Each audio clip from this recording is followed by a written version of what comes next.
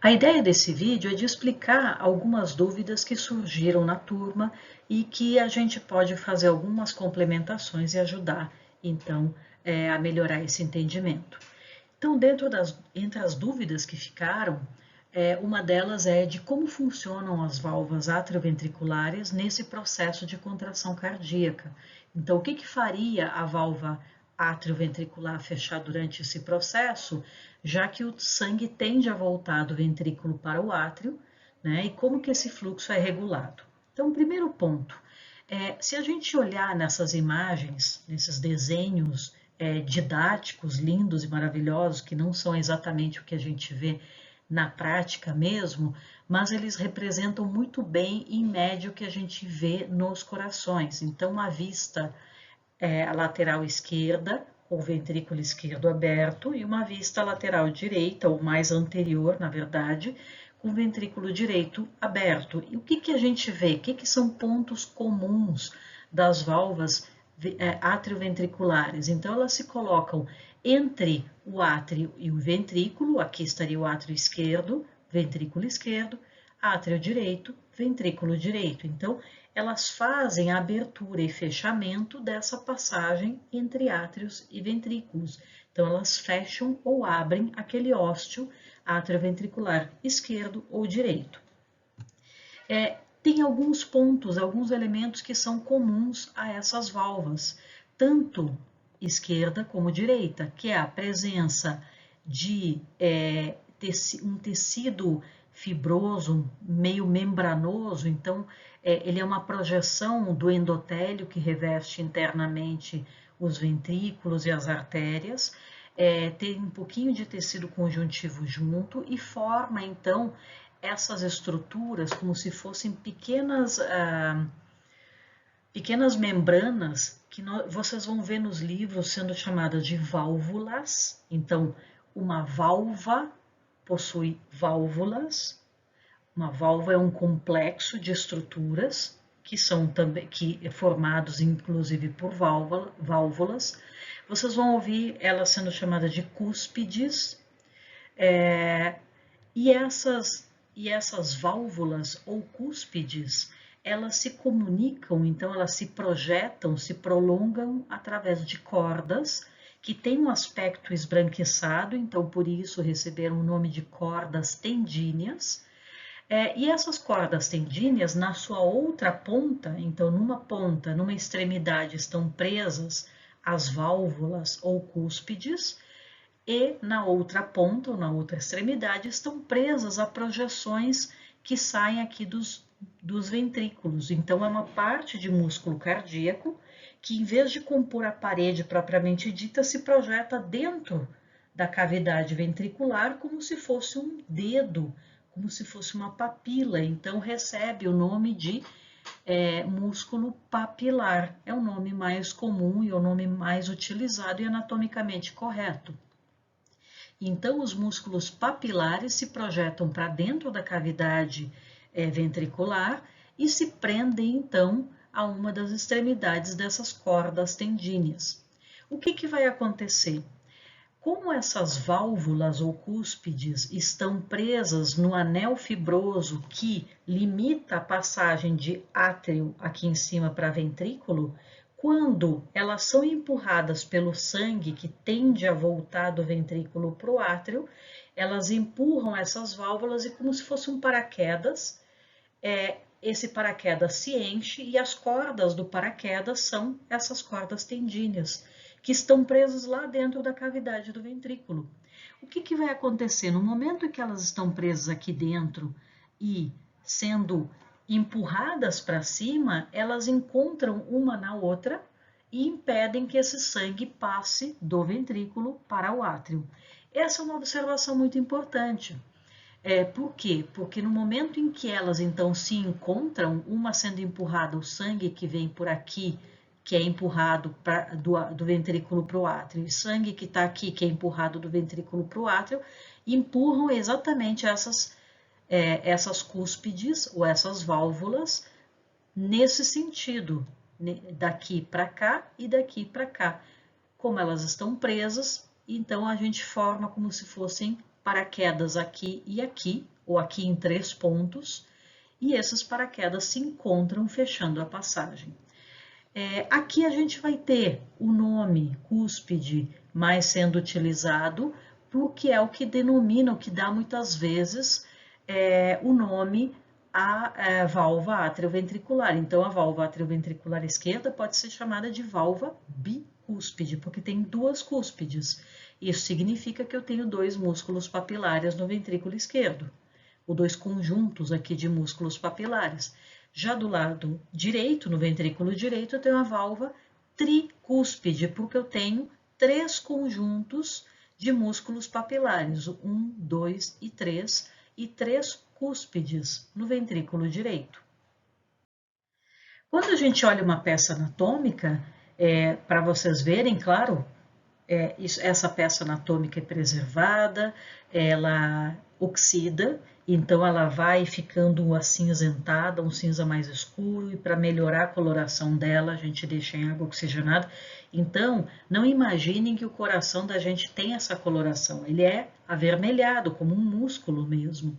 Mas aqui nós conseguimos ver, dentro desse ventrículo, nós conseguimos observar essa projeção aqui, músculo papilar, e aqui a gente também consegue observar essa projeção aqui de músculos papilares, cordas tendíneas, e aqui uma válvula ou uma cúspide, aqui a válvula ou cúspide. Então, nós conseguimos ver como essas estruturas se dispõem. Esse daqui é um ventrículo direito que foi cortado de maneira que eu vejo o músculo papilar que está mais para trás, então a gente chama ele de posterior. Aqui, do jeito que foi cortado, eu só tenho um pouquinho da cúspide das cordas tendíneas do músculo papilar que estava aqui na frente, que seria o anterior. Então, vocês veem que elas fecham, então, anteriormente, posteriormente e medialmente. Na verdade, isso daqui estaria mais relacionado, sim, ao músculo papilar anterior. E depois a gente teria também uma outra válvula relacionada à porção septal, então, desse ventrículo. Então, nós vemos que são estruturas muito finas, maleáveis e que podem ser movidas conforme o coração contrai e relaxa. Aqui nessa vista, nós abrimos o ventrículo direito, então nós conseguimos ver agora melhor. A gente abriu pela margem direita, então eu vejo o músculo papilar posterior, músculo papilar anterior e os septais aqui, que são muito pequenininhos. A gente praticamente tem a impressão de que as cordas tendíneas mergulham dentro do septo, dentro do músculo. Então, vocês veem que eu tenho aqui, ó, 1, 2, 3 cúspides. Essas cúspides, quando são empurradas de baixo para cima, se encontram e aí agora vão ocluir a passagem do sangue que tende a passar aqui por esse ósteo. Agora, uma dúvida que ficou de que como isso funciona durante contração e relaxamento do coração.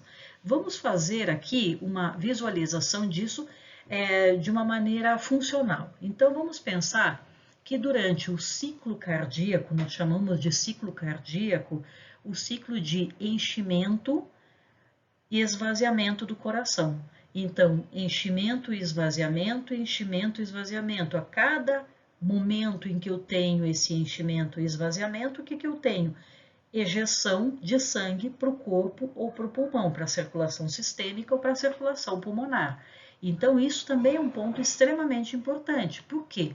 Porque isso daqui está intimamente relacionado ao formato, à morfologia do coração, está relacionado ao retorno de sangue do corpo ou dos pulmões para o coração, para os átrios, inicialmente, está relacionado à condução elétrica daquele sistema, mediada ou controlada por aquele sistema de excitação-contração do coração. Então, está tudo relacionado dentro daquelas fases. Depois disso daqui a gente consegue colocar junto com o eletrocardiograma, por exemplo. Isso vocês vão ver na fisiologia. De uma maneira rápida e simples, né? Como é que a gente pode entender isso? Existe um momento em que o coração acabou de ejetar o sangue e ele começa a receber sangue novo. Então, os átrios basicamente estão sempre recebendo sangue que vem pelo corpo, né, a partir do corpo todo aqui para o átrio direito, ou a partir dos pulmões pelo átrio esquerdo. O que vai acontecer? Os ventrículos estão relaxados, então o sangue flui facilmente e conforme ele enche o átrio, esse sangue empurra as válvulas atrioventriculares que se dispõem impedindo o retorno do sangue de forma unidirecional, ou seja, do átrio para o ventrículo pode, do ventrículo para o átrio não pode. Então, é assim que elas funcionam. Se elas não funcionarem bem, elas permitem esse refluxo. Aí é outra situação, é uma doença, é um mau funcionamento, pode ser grande ou pequeno, mas está fora da normalidade que a gente considera para o coração. Então, esse sangue dos átrios flui naturalmente para os ventrículos. Os ventrículos estão relaxados, então eles não estão executando pressão nenhuma, o sangue passa facilmente. No segundo momento, eu tenho então o enchimento dos ventrículos. O sangue está voltando pelos átrios e enchendo os ventrículos. Os átrios continuam relaxados e os ventrículos também continuam relaxados. Lembre-se disso. Num terceiro momento, agora sim, eu tenho um enchimento grande dos ventrículos, eu tenho um momento específico do eletrocardiograma ou do complexo, do funcionamento do complexo estimulante do coração. Então, o nó sinoatrial disparou um impulso elétrico que determinou a contração desses átrios. Os átrios se contraem e, fisiologicamente falando, eles executam o enchimento final dos ventrículos. Então, os ventrículos já estão cheios e eles fazem aquele pique, aquele tantinho a mais. Para o nosso dia a dia, isso não faz muita diferença. Pode fazer diferença, a gente até discutiu isso em aula, pode fazer diferença esse pouquinho a mais no indivíduo de alta performance, atleta, executando uma atividade em que ele precise daquele pouquinho a mais. Se não, realmente é um volume muito pequeno, né, esse pouquinho a mais, e não interfere tanto no enchimento dos ventrículos. Os ventrículos, lembre-se, ainda estão relaxados. Por quê? Porque aquele impulso elétrico, ele determinou a contração dos átrios, mas por conta daquele esqueleto fibroso entre átrios e ventrículos, os ventrículos ainda não receberam o impulso elétrico. Eles vão receber o impulso elétrico quando? Depois dessa contração atrial. Então, depois da contração atrial, agora o impulso elétrico chegou nos ventrículos e agora eles contraem maciçamente e empurram o sangue para algum lugar. Quando eles empurram o sangue para algum lugar, esse sangue tende a fazer o caminho mais fácil, que é retornar para onde tem menos pressão. Vamos para os átrios, do ventrículo direito para o átrio direito, do ventrículo esquerdo para o átrio esquerdo. Só que essas válvulas, como a gente já viu, elas têm um funcionamento unidirecional. Elas não permitem que o sangue volte do ventrículo para o átrio, então o sangue passa do átrio para o ventrículo, mas quando ele quer retornar do ventrículo para o átrio, ele enche esses folhetos das cúspides aqui por baixo, né? Então ele empurra as cúspides e as cúspides, ao se encher, batem, encostam uma na outra e não conseguem, não permitem que elas façam esse movimento. Por quê? Porque as cordas tendíneas que estão aqui estão presas nos músculos papilares. Se houvesse uma situação em que uma corda tendínea dessa se rompe, ela já permite a passagem de um pouquinho desse sangue. Isso é um sopro, pode ser um sopro, isso é um refluxo, mas não é uma condição normal. Então, como elas não permitem o retorno do sangue dos ventrículos para os átrios, elas empurram, então esse sangue empurra as válvulas que formam as válvulas ventrículo-arteriais, ou seja, as válvulas que estão entre ventrículo direito e tronco pulmonar, ou seja, a válvula pulmonar, e a válvula entre ventrículo esquerdo e a aorta, a válvula aórtica. Então, elas permitem Então, que esse sangue, de novo, de forma unidirecional, saia do ventrículo e vá para as grandes artérias. E quando o coração, aqui nesse caso, né, os ventrículos estão contraídos, e quando os ventrículos voltam a relaxar, continuando o ciclo, o que vai acontecer? Esse sangue das artérias, aqui não está demonstrado, ele tende a retornar para os ventrículos também. Ele saiu com 120 milímetros de mercúrio aqui do ventrículo esquerdo, saiu pela aorta, e ele tende, aí aqui, como o ventrículo agora está relaxado, a pressão vai a quase zero. Então, esse sangue tende a retornar. Como a válvula aórtica é formada de uma forma também que impede o retorno, o refluxo do sangue da artéria para o ventrículo, esse sangue não retorna. Ele só vai retornar vindo a partir do átrio. Por isso que eu consigo impedir que o sangue retorne para os ventrículos também a partir das artérias. Uma coisa que é importante a gente ter em mente, essas figuras são figuras didáticas, então elas mostram os ventrículos vazios, as artérias vazias, o átrio está cheio, aí depois agora enche o ventrículo, aí depois enche mais um pouco e do ventrículo enche o átrio, enche as artérias, os átrios estão vazios. Isso não acontece no mundo real, não é isso exatamente que acontece. Didaticamente a gente explica assim, mas é importante que vocês tenham em mente que esse sistema nunca fica vazio, sempre existe aquilo que a gente chama de volume residual. Então a mesma coisa acontece no pulmão. Por mais que eu tente expirar o ar, eu olho lá, sempre vai ter. Eu não colapsei o pulmão. Por mais que eu expire ar, eu não colapsei esse pulmão. Esse pulmão ainda tem um restinho de ar lá dentro. Um restinho de ar nos brônquios, um restinho de ar na traqueia e assim por diante. Mesma coisa acontece com o coração e com as artérias, veias e capilares. Nós não temos ninguém vazio ali. Não existe bolha de ar e não existe vácuo. O que eu posso fazer é ocluir uma veia, comprimindo ela, ou por um mecanismo de controle de temperatura em que eu contraio a musculatura em torno dessa veia e essa veia reduz o seu calibre, então passa menos sangue.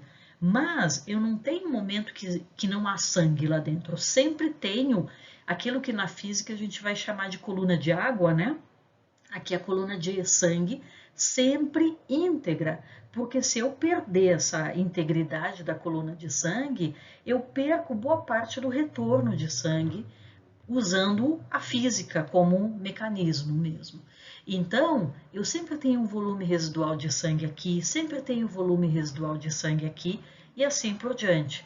Então, é simplesmente uma forma didática de explicar onde que o sangue está no seu grande volume, indo para onde ele está indo, mas eu sempre tenho um volume residual.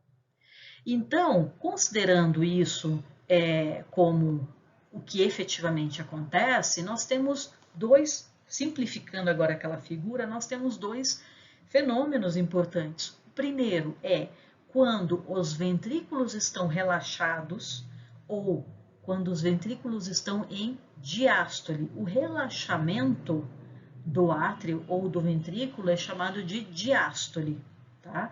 E quando a gente fala de diástole aqui, a gente está falando dos ventrículos, que é quem efetivamente joga, né, ejeta o sangue para o corpo ou para a circulação pulmonar.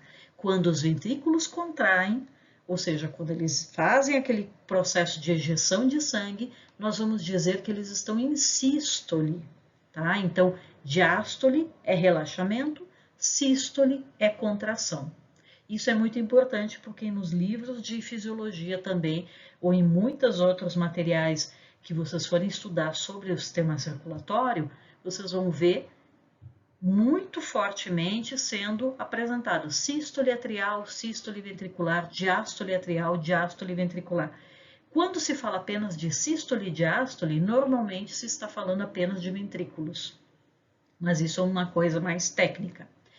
Bom, então no momento que nós estamos na diástole, os ventrículos estão relaxados, e o que eu tenho? Se eu conseguisse tirar os átrios desse coração e olhasse as válvulas atrioventriculares, né, por trás do coração, e visse as válvulas ventrículo-arteriais, que são essas aqui, eu veria então que na diástole ventricular normal, o sangue dos átrios flui naturalmente para os ventrículos, então as válvulas atrioventriculares estão abertas. Por outro lado, como os ventrículos estão relaxados, a pressão deles é menor, o sangue das artérias tende a retornar. O que ele faz? Ele enche aqueles bolsinhos, como válvulas semilunares, parecidas com a que a gente vê nas veias, mas não exatamente iguais. Então, enche essas válvulas, elas se encontram e impedem o sangue de retornar das artérias para os ventrículos. Então, as válvulas ventrículo-arteriais estão fechadas. Quando esse coração, esses ventrículos, na verdade, se encherem agora, eles vão contrair, o que eles fazem? Eles ejetam o sangue através da válvula pulmonar ou da válvula aórtica. As válvulas atrioventriculares têm as suas cúspides aqui, ó, empurradas. Vamos olhar essa daqui que não está coberta pela minha própria imagem. Essa daqui é a válvula atrioventricular esquerda, ela tem duas cúspides, uma grandona mais larga aqui, mais profunda aqui, e uma menos profunda e mais larga, mais ampla aqui. Então, o que acontece? O sangue tende a retornar, só que ele empurra esta válvula e essa válvula aqui para cima. Empurrando para cima, nós temos o encontro delas, impedindo o sangue de passar por aqui. No caminho mais fácil, a pressão nas artérias é menor, então abrem-se as válvulas ventrículo-arteriais e o sangue, então, agora flui para as artérias. Ele é ejetado para as artérias pulmonares e para a aorta. Mais uma coisa, se eu olhasse aqui no momento de diástole, essa válvula pulmonar, por exemplo, eu teria essa vista aqui. Isso aqui é uma peça anatômica, onde eu estou olhando a partir do tronco pulmonar, eu olho lá para dentro, né? E eu vejo aqui, ó, uma válvula, outra válvula e outra válvula aqui. Então, imaginem que eu quero encher essas válvulas, eu não tenho sangue aqui nesse momento. O que eu fiz? Eu peguei algodão e coloquei lá dentro. E agora eu estou olhando de baixo, a partir do ventrículo para cima, e eu vejo isso daqui. São válvulas bem fininhas, então a gente consegue ver o algodão por transparência. E eu consigo ver que, olha, quando elas estão cheias, elas se encontram de tal maneira que o sangue não consegue fluir de volta para a artéria pulmonar, para o tronco pulmonar. Então, nesse caso, né, para o tronco pulmonar, não, do tronco pulmonar para o ventrículo direito. Então, nesse caso, eu fechei a válvula pulmonar. Se eu tiver num momento de sístole, agora eu tenho aquela outra situação. Quem trabalha, quem tem que fechar, é a válvula atrioventricular. E aqui a gente tem uma imagem bonita de uma ressonância, onde a gente vê uma dessas válvulas aqui da válvula atrioventricular esquerda subindo e descendo. A gente vê esse risco aqui. Do lado de cá está um pouquinho menor, mas esse aqui é muito nítido. Cada vez que esse ventrículo contrai, ela é empurrada aqui para cima. Cada vez que o átrio vai esvaziar no ventrículo, ela é empurrada aqui para dentro do ventrículo. Então, vocês veem ela descendo, né, encostando aqui no septo interventricular e subindo, como se fosse uma porta. Abre e fecha, abre e fecha, abre e fecha, abre e fecha. Imaginem que isso acontece, em média, 60 vezes por minuto ao longo de toda a nossa vida.